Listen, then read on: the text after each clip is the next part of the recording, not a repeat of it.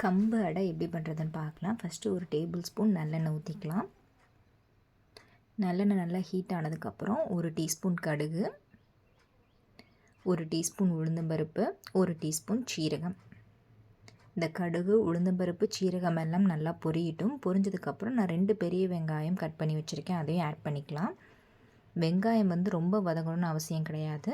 சும்மா லைட்டாக கலர் மாறினா போதும்.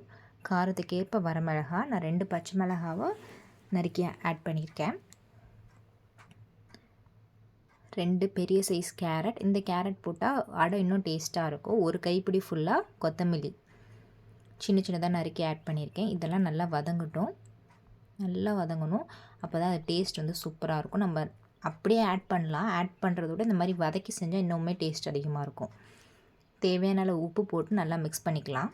1 கப் கம்பு மாவுக்கு 1.25 கப் தண்ணிங்கிற விதத்தில் ஆட் பண்ணிக்கோங்க. நீங்கள் எந்த கப்பில் மாவு அளக்குறீங்களோ அதே கப்பில் தண்ணியும் ஆட் பண்ணிக்கோங்க. அப்போ தான் நம்மளுக்கு கரெக்டாக இருக்கும். 1 கப் கம்பு மாவு எடுத்திங்கன்னா 1.25 கப் தண்ணி. நான் 2 கப் எடுத்திருக்கேன்.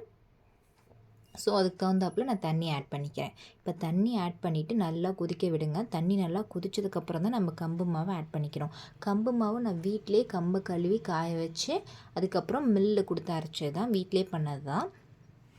இப்போ நான் 2 கப் கம்பு மாவு ஆட் பண்ணிக்கிறேன். தண்ணி நல்லா கொதிச்சிருச்சு. இது ரொம்பவே ஹெல்த்தி. நைட்டு டின்னராகவும் யூஸ் பண்ணிக்கலாம், காலையில் பிரேக்ஃபாஸ்ட்டாகவும் சாப்பிட்லாம். ரொம்பவே டேஸ்ட்டாக இருக்கும். நம்ம இந்த மாதிரி வதக்கி செய்யும்போது கம்பு அடை குழந்தைங்களுக்கு ரொம்பவே பிடிக்கும். கேரட்லாம் இருக்கிறதுனால கொஞ்சம் கலர்ஃபுல்லாக இருக்கனால விரும்பி சாப்பிடுவாங்க. இது கூட நம்ம வேர்க்கடலை கூட வறுத்து ஆட் பண்ணிக்கலாம். இன்னுமே டேஸ்ட்டு சூப்பராக இருக்கும். சிம்லேயே வச்சு நல்லா அந்த மாவு ஃபுல்லாக தண்ணி அப்சர்வ் ஆகிற வரைக்கும் நல்லா கிளறி விட்டுட்டே இருங்க. இப்போ நல்லா கிளறியாச்சு. லாஸ்ட்டாக 1 டேபிள் ஸ்பூன் நெய் ஆட் பண்ணிவிட்டு நல்லா கிளறிட்டு ஒரு மூடி போட்டு நல்லா மூடி வச்சுருங்க. அது ரொம்ப சூடாக இருக்கும். இப்போதைக்கு நம்மளால் கை வைக்க முடியாது. இப்போ எல்லா தண்ணியும் அப்சர்வ் ஆயிடுச்சு. ஸோ அதனால் இந்த கம்பு மாவுக்கு தேவையான அளவு உப்பு போட்டுட்டு நல்லா அப்சர்வ் ஆனதுக்கப்புறம் மூடி போட்டு ஒரு 10 நிமிஷம் மூடி வச்சுருங்க. இப்போ சூடு கை பொறுக்கிற அளவு சூடு வந்துடும். லைட்டாக அப்பயுமே சூடாக தான் இருக்குது. இதை நல்லா ஒரு டைம் மிக்ஸ் பண்ணி விட்டுட்டு நம்ம கம்பு அடையை தேய்ச்சி எடுத்துடலாம்.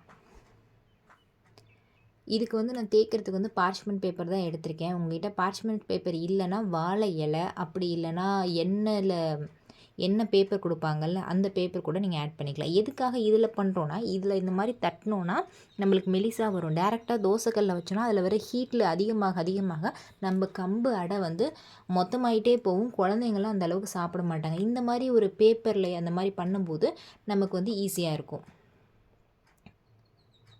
இது மாதிரி ஒரு கரண்டி எடுத்துகிட்டு இந்த மாதிரி பேப்பரில் பண்ணும்போது இப்போ பாருங்கள், நான் உருட்ட கூட இல்லை, அந்த பேப்பர்லேயே வச்சு அப்படியே அழகாக உருட்டிக்குவேன். இது கொஞ்சம் வேலை ஈஸியாக முடியும் நம்மளுக்கு டக்குன்னு. இது பண்ணுறதுக்கு முன்னாடி கையில் எண்ணெயோ நெய்யோ அப்ளை பண்ணிக்கோங்க. நல்லா சாஃப்டாக வரும். ஃபஸ்ட்டு ஓரளவுக்கு இந்த மாதிரி தேய்ச்சிக்கோங்க. தேய்ச்சிட்டு அதுக்கப்புறம் நீங்கள் சப்பாத்திலாம் தேய்ப்பீங்களா கட்டை, அந்த கட்டையில் லைட்டாக ஆயில் தடவிட்டு அப்படியே லைட்டாக ஸ்ப்ரெட் பண்ணி விட்டிங்கன்னா இன்னுமே நம்மளுக்கு மெலிசாக கிடைக்கும். மெலிசாக இருந்தால் தான் குழந்தைங்க நல்லா ரோஸ்ட்டு மாதிரி நம்மளுக்கு நல்லா முறுமுறுன்னு அடை கிடைக்கும். மெலிசாக ஊற்றணுன்னா குழந்தைங்களும் விரும்பி சாப்பிடுவாங்க. ஸோ கண்டிப்பாக ட்ரை பண்ணி பாருங்கள். ரொம்பவே ஹெல்த்தியான ஒரு வெர்ஷன் தான் இந்த அடை. எப்போதுமே இட்லி, தோசை இந்த மாதிரி செய்யாமல் வாரத்துக்கு ஒரு நாள் கம்பு அடை, ராகி அடை, பச்சைப்பயிறு தோசை இந்த மாதிரி செஞ்சு கொடுங்க. குழந்தைங்க விரும்பி சாப்பிடுவாங்க. உடம்புக்கும் நல்லது. இப்போ இந்த அளவுக்கு நல்லா ஸ்ப்ரெட் பண்ணியாச்சா. தோசைக்கல் நல்ல ஹீட்டில் இருக்கணும். நல்லா எண்ணெய் தடவிக்கோங்க தோசைக்கல்ல. ஏன்னா இது கொஞ்சம் ஒட்டும். இந்த அடை பொறுத்த வரைக்கும் ராகி அடை மாதிரி நல்லா ஸ்டிஃபாக வராது. கம்பு அடைங்கிறது கொஞ்சம் ஒட்டும். ஸோ அதனால் தோசைக்கல்ல நல்லா எண்ணெயை ஸ்ப்ரெட் பண்ணி விட்டுட்டு நல்லா ஹீட் ஆனதுக்கப்புறம் நம்ம இந்த கம்பு அடையை தோசைக்கல்ல போட்டு எடுக்க வேண்டியதான். இப்போ தோசைக்கல் நல்லா ஹீட் ஆகிடுச்சு. இப்போ நம்ம இந்த அடையை எடுத்து போட்டுக்கலாம். இப்படி எடுத்து இந்த பார்ச்மெண்ட் பேப்பரில் போடுறதுனால நம்மளுக்கு அப்படியே ஒட்டாது, எதுவுமே ஆகாது. அப்படியே நீட்டாக வந்துடும். இது மாதிரி வாழை இலையிலையும் நீங்கள் ட்ரை பண்ணலாம், எண்ணெயோட கவர்லேயும் ட்ரை பண்ணலாம். ரொம்பவே சூப்பராக வரும். ரொம்பவே ஹெல்தி. நல்லெண்ணெய் இல்லைனா நெய் எது வேணாலும் நீங்கள் ஆட் பண்ணிக்கோங்க, உங்கள் ஆப்ஷனல் தான்.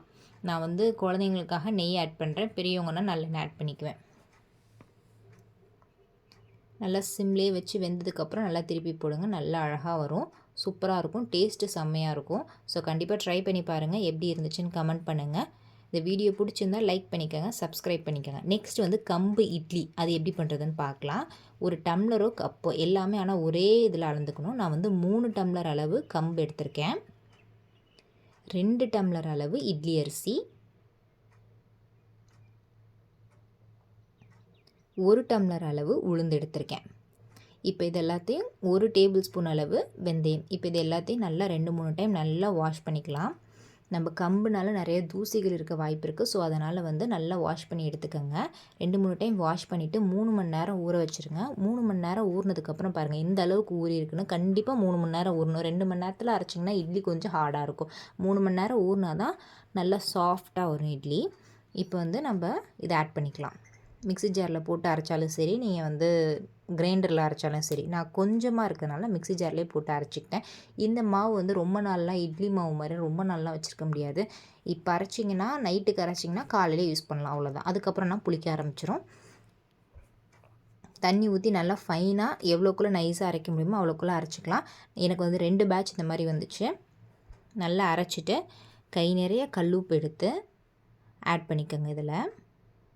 அவ்வளோதான். கம்பு மாவு ஃபஸ்ட்டு ஒரு பேட்டர் திக்காக, அதுக்கப்புறம் கொஞ்சம் தண்ணி, அதுக்கப்புறம் மறுபடியும் திக்காக அரைச்சிக்கிட்டேன். மாவுக்கு தேவையான அளவு உப்பு போட்டு கையை வச்சு நல்லா கரைச்சி விட்டால் தான் நல்லா சீக்கிரமாக புளிக்கும். நல்லா மிக்ஸ் பண்ணி விடுங்க. இந்த மிக்ஸிங்கில் தான் நம்மளுக்கு இட்லி வந்து சாஃப்டாகவும் வரும். ஸோ நல்லா வந்து மிக்ஸ் பண்ணி விட்டுட்டு மூடி போட்டு மூடி வச்சுருங்க. இது வந்து பார்த்திங்கன்னா காலையில் ஆட்டி வச்சிங்கன்னா நைட்டு வந்து இட்லி ஊற்றிக்கலாம். இப்போ நல்லா பொங்கி வந்துடுச்சு 3 மணி நேரத்துக்கு அப்புறம். எப்போதுமே இட்லி வந்து இட்லி பாத்திரத்தில் தண்ணி கொதிச்சதுக்கப்புறம் தான் நம்ம இட்லி ஊற்றணும். அப்போ தான் இட்லி நல்லா சாஃப்டாக வரும். அதனால் இட்லி பாத்திரத்தில் தண்ணியை நல்லா கொதிக்க விட்டுருங்க. இட்லி பிளேட்டில் இந்த மாதிரி இட்லி துணி போட்டுட்டு ஒவ்வொரு கரண்டியாக இட்லி எடுத்து ஊற்றிக்கலாம். நம்ம இது மாதிரி 2 பிளேட்லேயுமே நான் இட்லி எடுத்து ஊற்றிக்கிறேன். இட்லி தண்ணி நல்லா கொதிச்சிருச்சு. இப்போ வந்து இட்லி எடுத்து இட்லி பாத்திரத்தில் வச்சுக்கலாம். அதே மாதிரி மேல் தட்டியும் வச்சு மூடி வச்சிடலாம். ஒரு 10 நிமிஷத்துலேயே நம்மளுக்கு வந்து இட்லி வந்து சாஃப்டாக ரெடி ஆகிடும். ஓப்பன் பண்ணி பார்க்கலாம். ஒரு ஸ்டிக்கோ இந்த மாதிரி கத்தியோ நான் விட்டு பார்ப்பேன்.